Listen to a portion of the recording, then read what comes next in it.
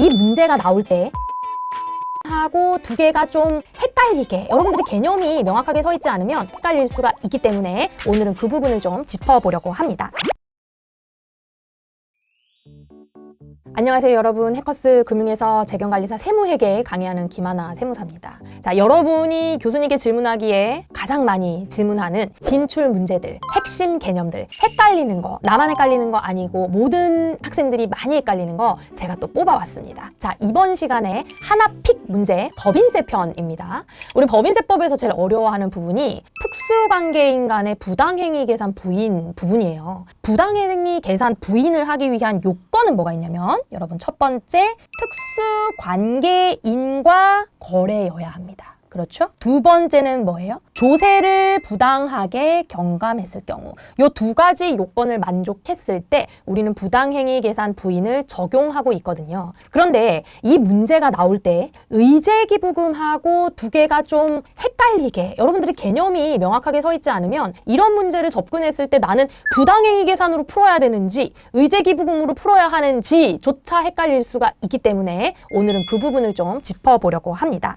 자, 일단 여러분, 거래하는 사람은요, 우리 법인세니까 법인이잖아요. 그러니까 나는 이제 법인이에요. 나 법인이 손해를 보는 거래여야 돼요. 나는 손해를 보고 상대방은 어떻게 봐야 되냐면 득템, 이익을 보는 거야. 이익을 보는 거예요. 자, 요런 경우가 뭐가 있을까 생각을 해보면 여러분, 첫 번째는 고가로 매입하는 경우가 있습니다. 비싸게 사온다는 거예요. 내가 어떤 물건을 비싸게 사오면 나는 손해죠. 상대방은 득템한 거죠. 두 번째, 저가로 양도하는 경우가 있습니다. 여러분, 저가로 양도한다는 건 뭐예요? 내가 싸게 판 거예요. 되게 비싼 건데 싸게 판 거야. 그럼 나는 손해, 상대방은 이익. 요런 경우에 요 이야기가 진행이 되는 건데요. 내가 거래하는 상대방이 특수관계자일 때 하고요. 특수관계자가 아닐 때 우리가 적용해야 되는 세법이 달라져요. 자, 일단 특수관계자일 때 나는 부당행위 계산 부인을 적용받고요. 상대방은 나의 부당행위 계산 부인을 적용받음으로써 소득 처분을 할 텐데 그 소득 처분의 귀속자로서 소득세가 과세됩니다. 부당행위 계산 부인은 입금 산입, 손금 불산입 처분을 한다는 얘기고 상대방은 소득 처분을 통해서 소득세가 과세된다는 얘기예요. 자, 그러면 특권자가 아닐 때는 어떻게 접근하느냐? 손해본 나는요, 왜 손해를 봤냐면 기부할 생각으로. 그래서 이런 걸 우리가 마치 기부금은 아니지만 기부금으로 취급하는 의제기부금을 적용하게 됩니다. 여러분, 의제기부금을 적용했을 때 정상가액 범위를 벗어나느냐를 판단하잖아요. 그 정상가액 범위는 어떻게 판단해요? 시가의 플러스 마이너스 30%를 우리가 뭐라고 본다? 정상가액으로 본다. 그래서 여러분, 완전히 달라지는 거예요. 어떠한 고가 매입과 저가 양도의 거래가 있을 때 특수관계인과 거래를 했으면 부당행위 계산 부인으로 접근하는 거고, 특수관계자가 아닌 자와 거래를 한 경우에는 의제기부금으로 접근하는 겁니다. 자, 이번 시간에 제가 가지고 온 문제는요, 특수관계인과의 거래예요. 1분 동안 혼자 한번 풀어보세요.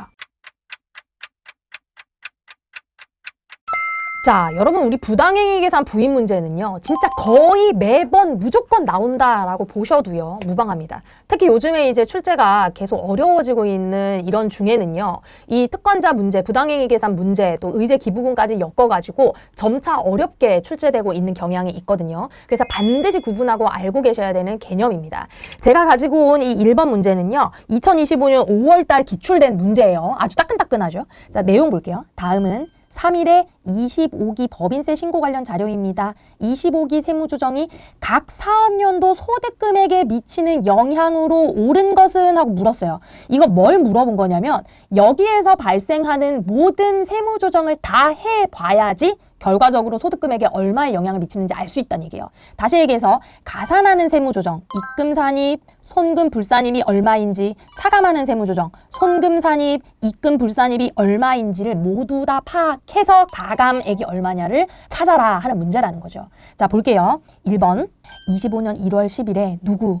대주주로부터 시가 1,000만 원인 건물을 3,000만 원에 뭐 했대요? 매입했대요. 자, 일단 누구랑 거래했어요? 특수관계인과 거래했어요. 1,000만 원짜리를 3,000만 원에 매입한 건 뭡니까? 고가 매입이에요. 자, 그러면 나는, 우리 법인은 손해봤다. 그러면 뭘로 간다고요? 부당행위 계산 부인을 따져봐야 됩니다. 회계상 건물 3천만 원 계상하고 현금을 3천만 원으로 회계 처리를 했네요. 그런데 회계상은 내가 고가 매입한 3천만 원을 건물로 보지만 사실 텍스에서는 건물이 얼마가 돼야 돼요? 시가인 1,000만 원이 돼야 되는 거예요. 자, 다시 얘기해서 자산가액을 낮추는 세무조정이 먼저 필요합니다. 자, 첫 번째 세무조정, 손금산입 건물 가액을 낮추는, 감액시키는 세무조정을 하는 거예요. 얼마만큼?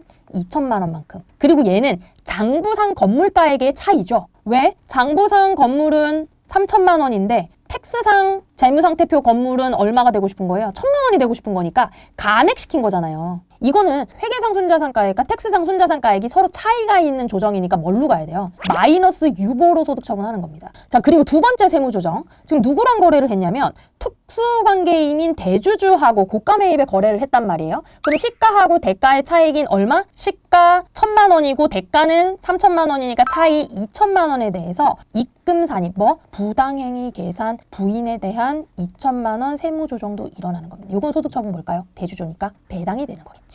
그리고 이 대주주한테는 배당으로 소득세가 과세되는 겁니다. 이게 바로 고가 매입의 세무조정이에요. 고가 매입의 세무조정은 반드시 이렇게 두 개가 나와요. 그런데 희한한 것은 손금산입은 차감하는 세무조정이죠. 입금산입은 가산하는 세무조정이잖아요. 그래서 두 개가 똔똔이 돼요. 그래서 만약에 각사업년도 소득금액에 미치는 영향이다 그러면 얼마가 될까? 빵이 되는 거예요. 각사업년도 소득금액에 미치는 영향은 빵이 되는 거예요. 1번 자료만으로는. 됐나요? 고가 매입은 반드시 두 개의 세무조정이 일어난다. 왜냐하면 우리의 자산가액의 변동이 있었기 때문에. 자, 두 번째 질문 볼게요. 자, 요렇게 취득한 건물에 대해서 감가상각비를 계상했는데 감가상각비를 300만 원만큼 비용으로 계상했답니다. 건물의 신고 내용 연수는 10년이고 정액법을 사용한대요. 회계상 건물은 3천만 원이니까 10년 정액법에서 300만 원을 감가상각비로 반영을 했지만 텍스상 건물은 얼마예요? 1,000만 원이잖아요. 그래서 세무상 감가상각비 한도는 얼마냐면 1,000만 원을 10년으로 나눈 얼마다? 100만 원이 한도예요. 감가상각 한도. 한도 초과했네. 그래서 세 번째 세무조정 뭐가 들어가요? 손금 불산입 감가 한도 초과. 얼마? 100만 원이 한도인데 300만 원 했으니까 200만 원. 얘는 소득처분 어떻게 할까요? 유보죠. 왜? 우리 감가상각비 한도 초과할 때는 소득처분 유보로 하잖아요. 됐나요? 자, 이렇게 해서 손금산입은 마이너스 감액하는 효과, 소득금액 감액하는 효과, 입금산입은 가산하는 세무조정, 그리고 손금 불산입 가산하는 세무조정 해서 소득금액의 차이는 어떻게 될까? 플러스 200만 원만큼 증가한다. 그래서 1번이 정답입니다. 사실은 일반적으로 그동안 고가 매입 문제가 나왔던 것은 1번 수준에서 세무조정을 제대로 했는가, 고가 매입한 자산에 대한 세무조정을 제대로 했는가에 대한 말 문제라던가 계산 문제라던가 이렇게 나왔거든요. 근데 지금 감가상각비까지 포함해서 소득금액의 변동을 또 묻는 이런 식의 신유형이 등장을 했습니다. 이거 개념 정확하게 알고요. 여러분 잘 맞추실 수 있으셔야 돼요. 자, 두 번째 문제도 가지고 왔습니다. 두 번째 문제 1분 동안 한번 풀어보세요. 자, 두 번째 문제도 마찬가지로 따끈따끈한 2025년 3월달 기출문제입니다. 진짜 거의 매달 나오죠. 자, 3일은 25년 7월 1일 대표이사 김삼일에게 시가 5억 원, 장부가액 3억 원인 토지를 4억 원에 매도했대요. 그리고 다음과 같이 회계 처리했답니다. 다음 중 해당 토지 처분과 관련하여 25기 사업년도에 필요한 세무 조정으로 옳은 것은, 자, 이제 어떤 거래인지 먼저 찾아볼 거예요. 누구와 거래했대요? 대표이사하고. 대표이사는 우리 회사의 특수관계인입니다. 특수관계인과 어떤 거래를 했나요? 시가 5억 원인 토지를 대가는 얼마를 준 거예요? 4억 원을 준 거네. 그럼 얘는 무슨 거래일까? 5억 원짜리 토지를 4억 원에 판 거예요. 싸게 팔았잖아요. 저가 양도 거래를 한 겁니다. 특수관계자와 저가 양도. 우리 법인이 손해보는 거래를 했다. 뭘로 갈까요? 부당행위 계산 부인 개념으로 푸셔야 돼요. 됐나요? 자, 부당행위 계산 부인의 저가 양도를 볼 때는 시가와 대가의 차이. 시가 얼마? 5억 원. 대가 얼마?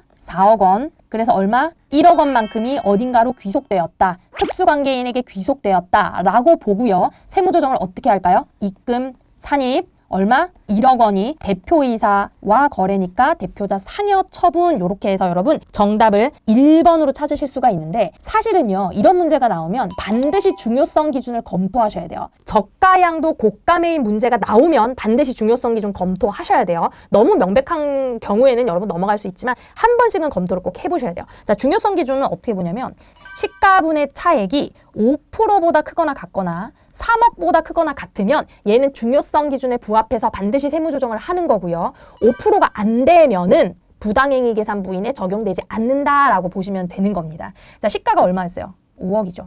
차익은 얼마예요? 1억이잖아요. 얘는 몇 프로예요?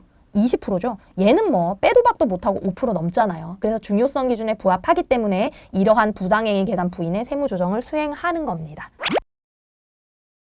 자, 요렇게 고가 매입 한 문제, 저가 양도 한 문제로 우리 법인세법상 부당행위 계산 부인의 대표적인 문제 살펴봤습니다.